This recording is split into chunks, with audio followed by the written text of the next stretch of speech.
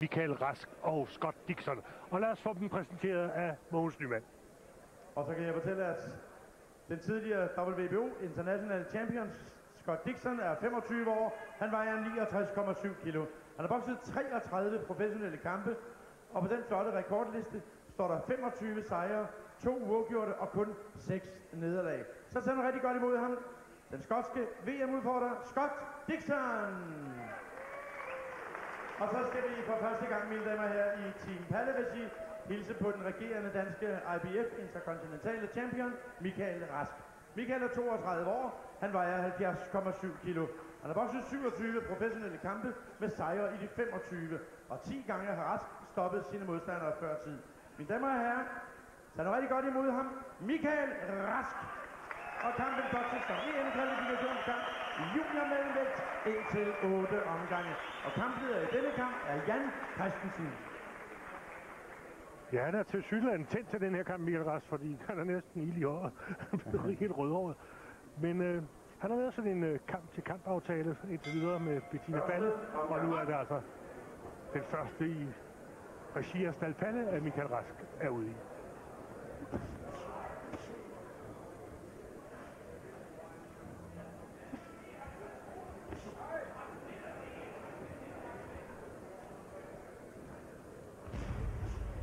Michael Rask, der ud over boksningen er ved at uddanne sig som produktionsteknolog. Og det er blandt andet en af grunden til, at han har lavet sådan en kamp-til-kamp-aftale, fordi han vil til enhver tid kunne sige stop for karrieren, hvis han uddannelse kræver, at han koncentrerer sig mere om den. Men samtidig har han også sagt, at han har mod på at vinde en større titel, end den han i øjeblikket er indehaver af, nemlig IBF international titel. Scott Dixon. Lidt højere end Michael Rask. Til gengæld 1 kilo lettere. En god højre fra Dixon, der står ind over Michaels venstre parade.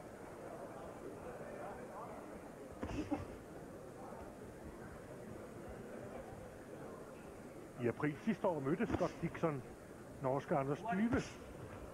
Han tabte på point efter 4 omgange. Den her kamp er sat til 8 omgange.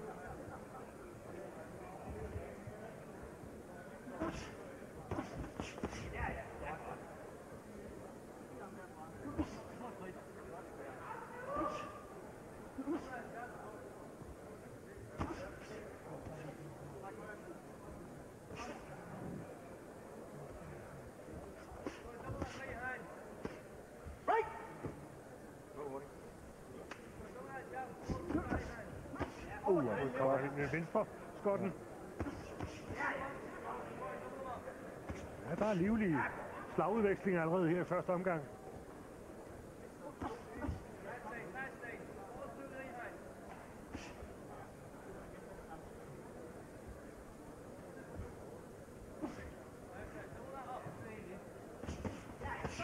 Kommer han godt ind, Michael Rask.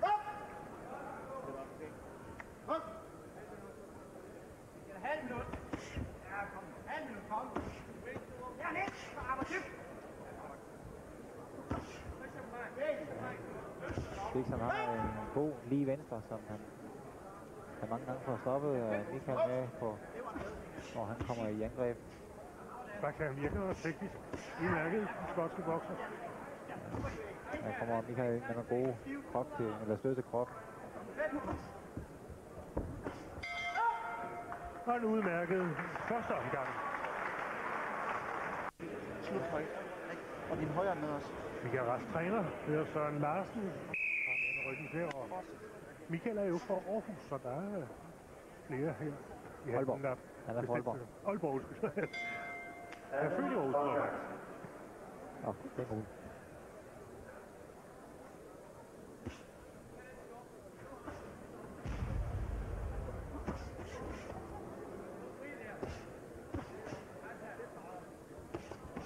Gode dybe slag fra Michael Rask.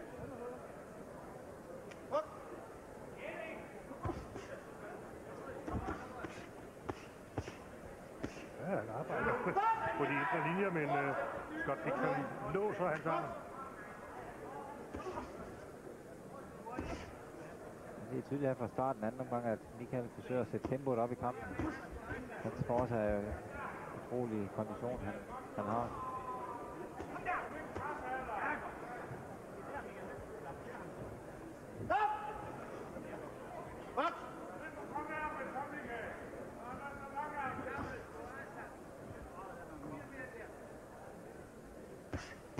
God venstre her fra Michael. Som om, at Dixon er blevet lidt mere tilbageholdende. Ja, han går og lurer lidt mere i den her omgang, og også fordi Michael er mere aggressiv nu.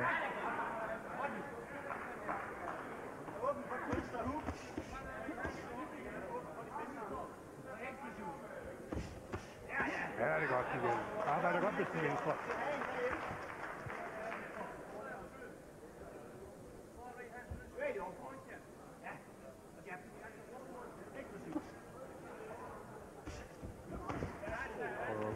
Dixon med sin højre, men Michael Rask for bredet.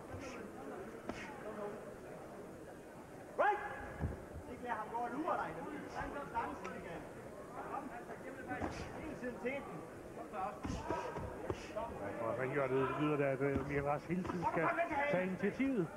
Ja, han må ikke lade englænder eller Skotten få lov at bruge sin lange lige venstre jab, som han slår rigtig godt. Stå fast.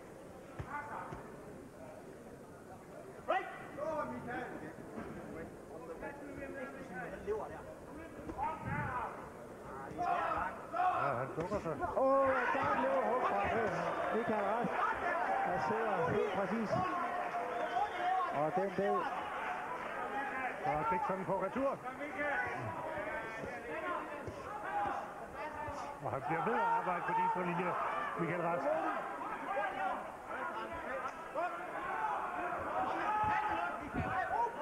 Skal han passe på ikke at forivre sig. Kommer Dixon med en højre. Ja, der kommer masser af chancer, hvis han bliver ved at holde presset. Og hvis Skotten lukker op, så... Men i hvert fald er det rigtig godt arbejde af Michael Rask her i anden omgang. Ja, Michael Rask er så kampivrig, så han slet ikke er siddet ned her imellem anden og tredje omgang.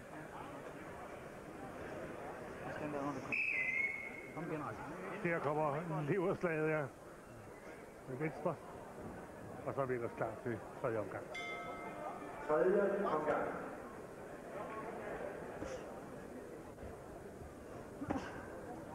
God venstre her fra Michael.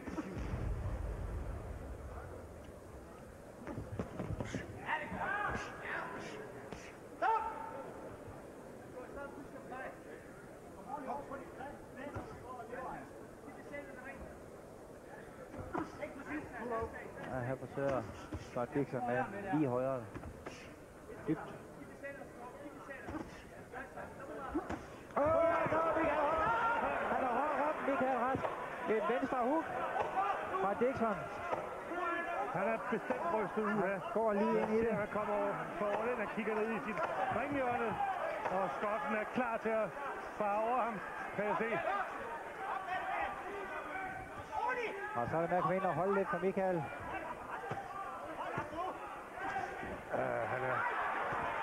Han har virkelig fået mod på tilværelsen igen, Scott Dixon. En grim sving, han har ind i der, Michael. Han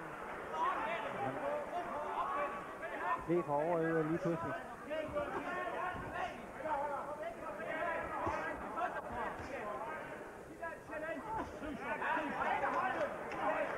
Min Holdes råbes der ned fra ringhjørnet, og han har virkelig brug for lidt luft nu.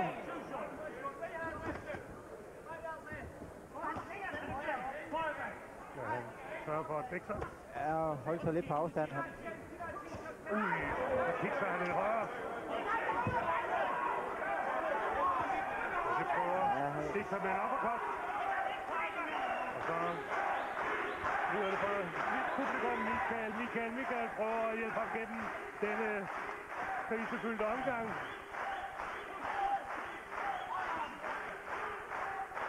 Ja, han er en fighter, Michael Rask. Det er der ingen tvivl om. En jernkondition, så kan han bare undgå at blive ramt igen i her omgang. Så tror jeg, han er ovenpå igen fra.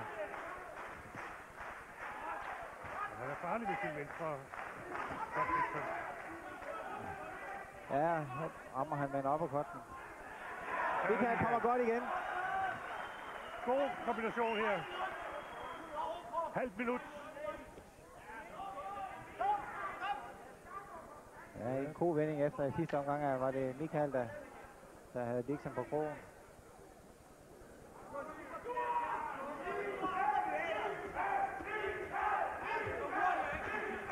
Ja, så går han igen med nogle kombinationer. Skæftig Dixon.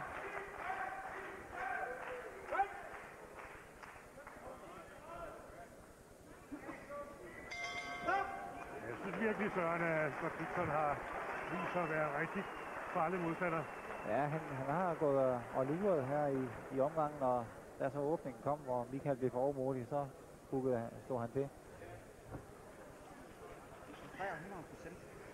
Han går og lurer dem. Jeg hører, at Søren Larsen har givet til Michael Rask. Op med dem. Godt komme tilbage.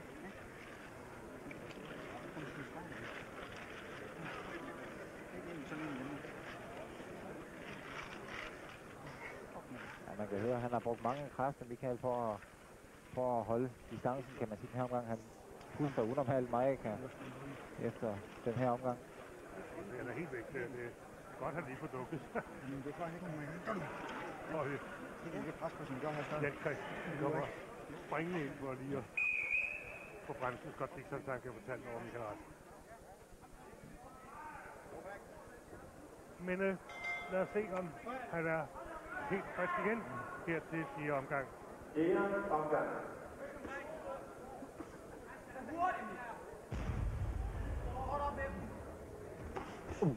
Der var højere krydser for Dixon. Så.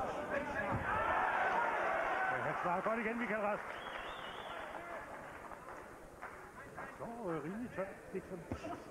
Ja, han står godt på fødderne og er i balance det meste tid.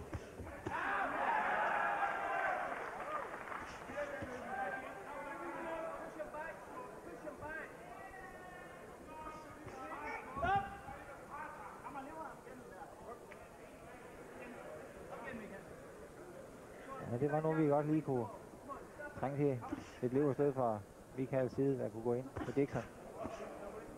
Altså, det er lidt mere ro. Dixon lige venstre, den generer altså Michael Rask hele tiden. Ja, han står sådan et dobbelt jab her, hvor de rammer begge to og skubber Michael baglæns og forhindrer ham i at gøre noget offensivt.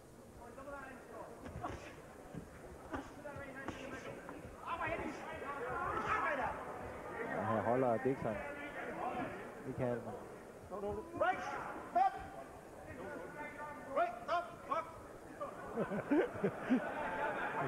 kommer han til at sige breaking her til stedet for box.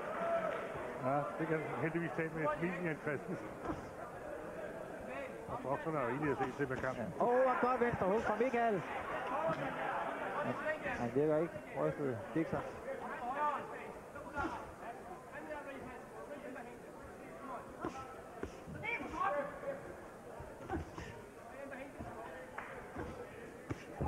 Ja, her har altså et godt dobbelt leverhug fra Michael. Det er et meget, meget flot boksekamp det her, synes jeg. Ja, de har stået rigtig godt til hinanden. Og har været meget dramatisk også.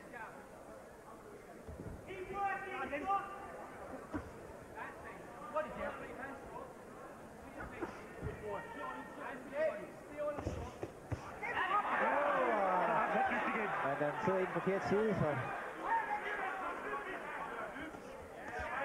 Det virkede som om, at han er livsved lidt på Dixon. Okay.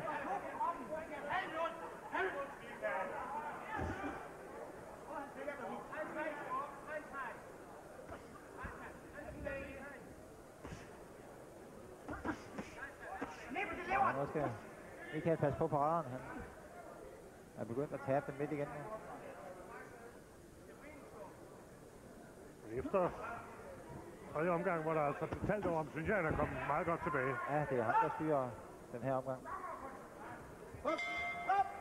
Og her er det så slut på 4. omgang, og Nimmerle vendt tilbage af Michael Rask, som jeg synes, eller det kan jeg se, du også synes, vinder den her 4. omgang, men forholdsvis lige kamp, må man nok sige. Ja, den kan gå til begge sider nu, og ja, de har begge to vist, at der er mulighed for, at de kan stoppe deres modstandere hver især, så Det er ude på distancen, han slår de lange hooks og svinger. Ja, ser vi et par dueller, det havde han sagt. Slagsværende.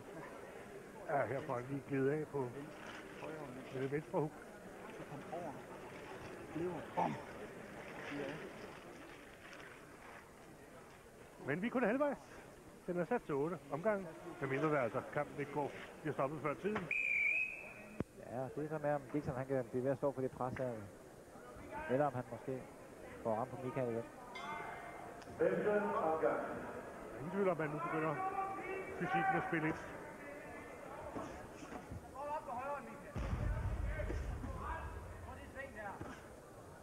Kommer Dixon igen godt i gang med hans lange venstre jab.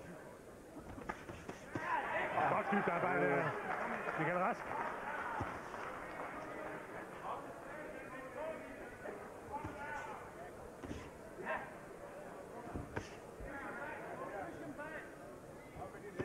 Ja, der var. Men det er ikke det dobbelt leverhook.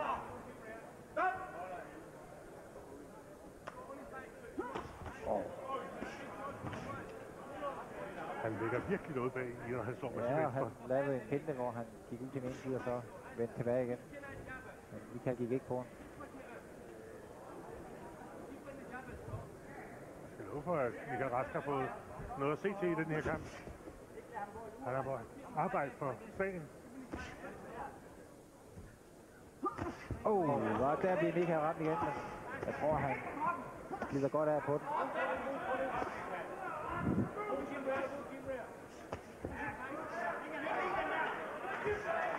Han var med på Dixon pres ind i tårerne, så han kan komme til at slå hans leverstød.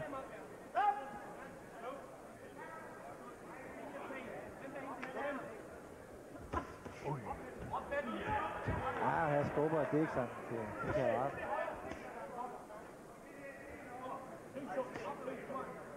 Men man kan fornemme, synes jeg, at Dixon stadig har overskud til at fyre nogle farlige slag af. Ja, han bruger ikke så mange kræfter. Han er god til at økonomisere og står jo forholdsvis stille på fødderne. Bruger overkroppen meget til at bevæge sig med. Og Michael han bruger flere både ben og krop og arm konstant. Og her bliver Michael ramt med venstre. Ja, det er virkelig en kamp, der har fået publikum op og køre her i Viborg Stadionhal. En herlig boksekamp. Ja, hans lige venstre går stadig godt ind.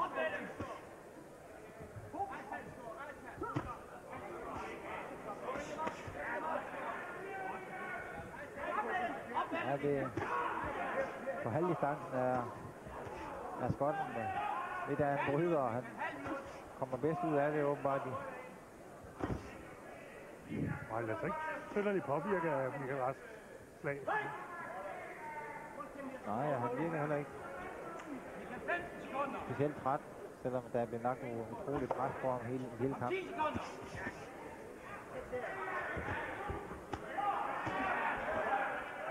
Ja, så var det lige før hugget, det havde ramt. Vi kan det igen. Men det er i hvert fald 5 forrygende opgange, vi har oplevet indtil videre. Ja, har været 3. Ja, som de måske kan se, så står Michael Rask som regel altid op mellem omgangene. Og det er måske hans stil. Men Ja, og det signalerer selvfølgelig også hos han ringhjørne, at han er frisk. 6. omgang.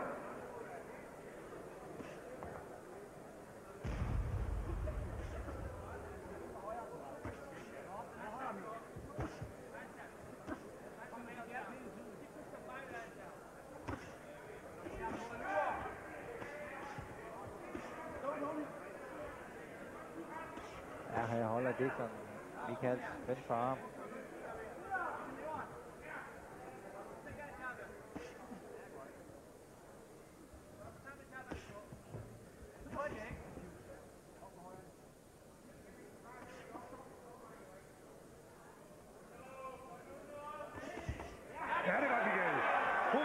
bronzehoved.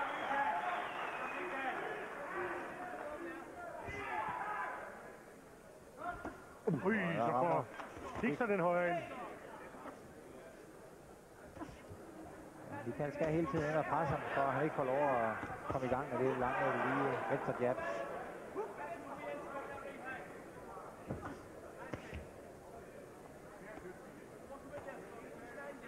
Han er sejt til skottet, det må vi sige.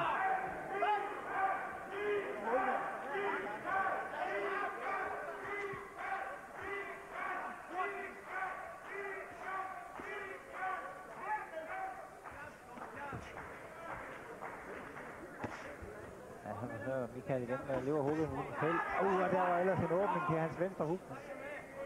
Ramte ikke rent.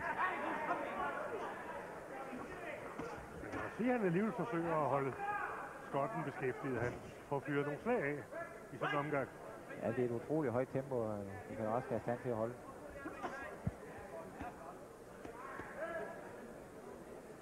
Det er ikke, når han kommer med den der venstre skotten. Nej, han har taget et rigtig godt jab, og indimellem kommer så det lange venstre hug, som sendt Michael Rask til tælling. Men det er som om her i slutningen af omgangen, der er der ikke så meget punch i hans venstre jab. Det er lige i starten af omgangen, og det og her kommer hans højre. Det er en god venstre fra Michael Rask.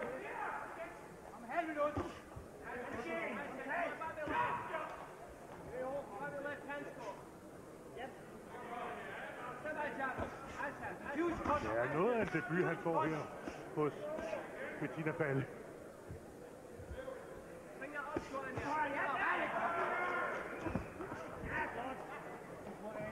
Ja, på den til fange i parade.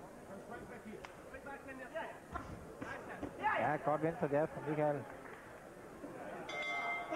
Og slut på 6. omgang. Stadig 2 tilbage. Ja, så har vi Michael Rask klar til 7. omgang her i kampen mod Scott Dixon. Kamp i junior mellemvægt. En kamp, der har været absolut stævnets bedste indtil videre. Ja, det er klart. Men forud, der venter der sig jo både Mads Larsen, Mikkel Kessler, Thomas Damgaard, titelkamp med Spence Abatzi, Steffen Nielsen. Ja, der er masser af god boksning. Og her er en god højre for Michael Rask. Ja, her forsøger han med leverstødet. Det bliver blokeret.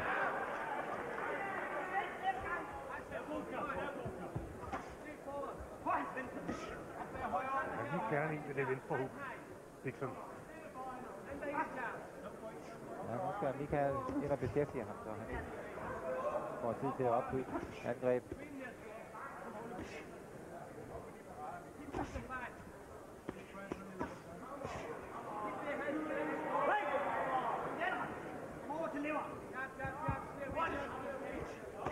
Ja, han var igen forsøgt for Michael. Han får Michael, men han byder af på det englænder.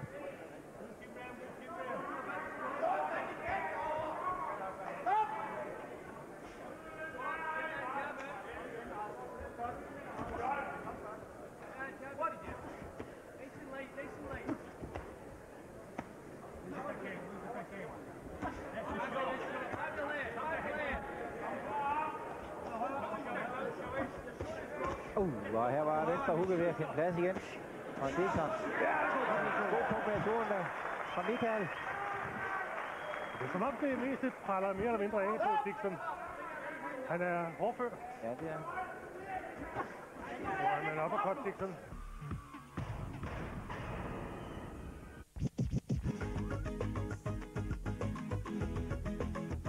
Michael Rask kommer meget godt ud af de her infight-situationer.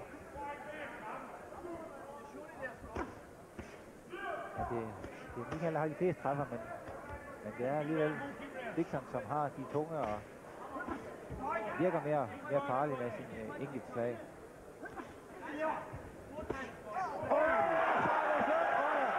Men var den for dyb? Jeg tror, det var... Den gjorde det i hvert fald, kan man se på Dixon. Ja, han markerer selv, som om den var for dyb. Ja, Det kan ikke gøre ondt i hvert fald. Men lad os se, hvad Jan Christensen gør. Han tæller ikke over nej, han... Dixon. Han skal bare lige give ham lige tid til at komme sig igen. Og Dixon er klar til at fortsætte.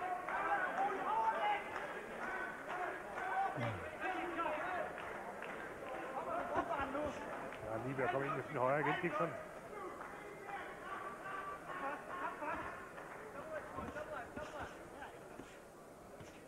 Igen arbejder Michael Rask på de indre linjer. Der igen.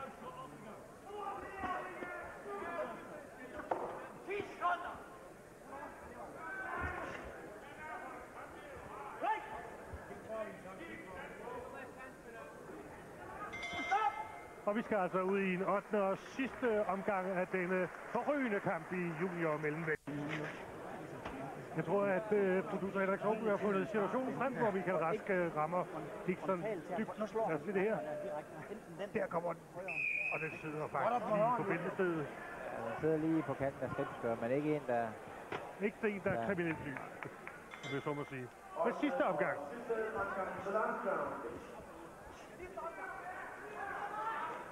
Og hvilken kamp den her? Lad os se, der slutter bedst.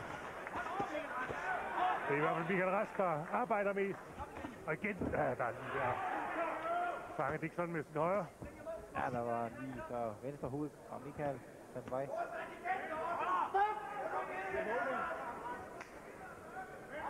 De har virkelig givet publikum blik for skillingen, når man så må sige.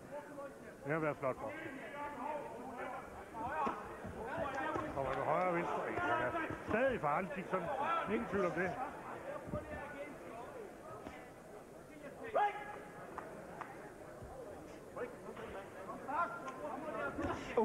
Her var det lige.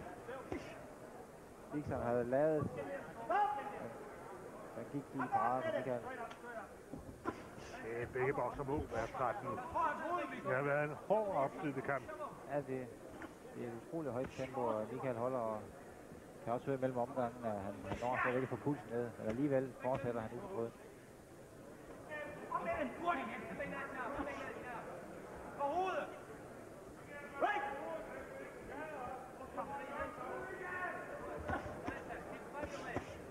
Godt, Michael.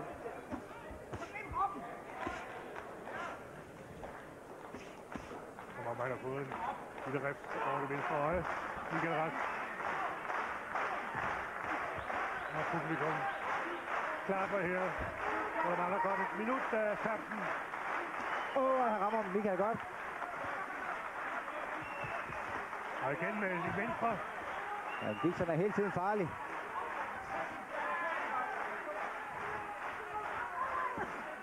Og Dixon med dybt.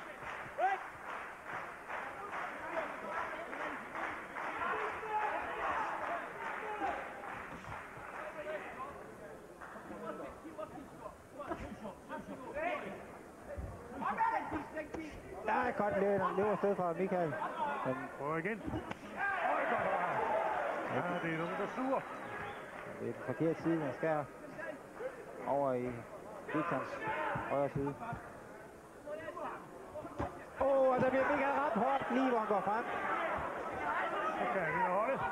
20 sekunder, så Og så er Dixon ved, at det de har virkelig givet publikum en fejl af dimensioner, de to bokser her. Det kan man ikke lade. Og Michael Rask dybt igen. Skal han holde de sidste sekunder her? Og her er det så slut.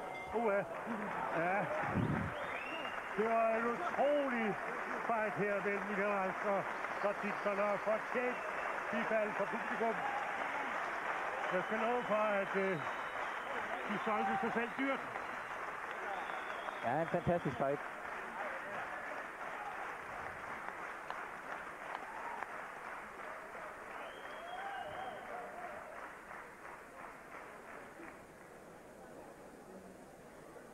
Men en herlig fighter er Michael Rask, det må man sige.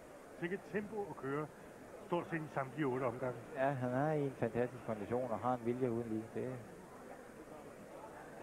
jeg vil sige, at kampen blev meget hårdere.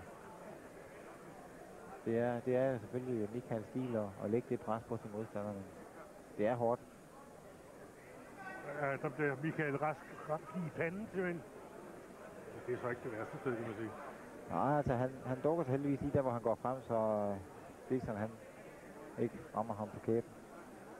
Men det bliver lidt spændende at høre. Dommerne, Berit Andreasen, Søren B. Jensen og Hans Larsen. For det bliver ikke en tårnhøjt point, så... Nej, jeg har selv 84, men den kan både blive tættere med større afstand. En tæt kamp, men hver omgang skal jo score, så derfor kan der godt være et forholdsvis stort udslag på pointgivningen. Vi kan i hvert fald sige, at begge boksere har stor ære af kampen. Det har de helt sikkert. De stod rigtig godt til hinanden. Og så er Mogens Nyman snart klar til at offentliggøre resultatet. Og så skal vi se, hvilken en af boksernes Jan Christensen løfter armen på. Det var en rigtig herrekamp. Og dommersedlen de lyder som følger, at Berit Andreasen, hun har dømt 78-73. Søren B. Jensen har dømt 78-74. Og Hans Larsen har dømt 78-72. Og de er alle til fordel for Michael Rask. Det blev Michael Rask, og det var egentlig også, hvad vi havde, men måske lidt større, end du havde. Ja. Jeg har lagt 10 point på mig oveni, men ellers okay. For det fra det, så passer det så meget godt. Så vi har haft en omgang mere. Ja. Men også fortjent bifald til 25-årige Scott Dixon.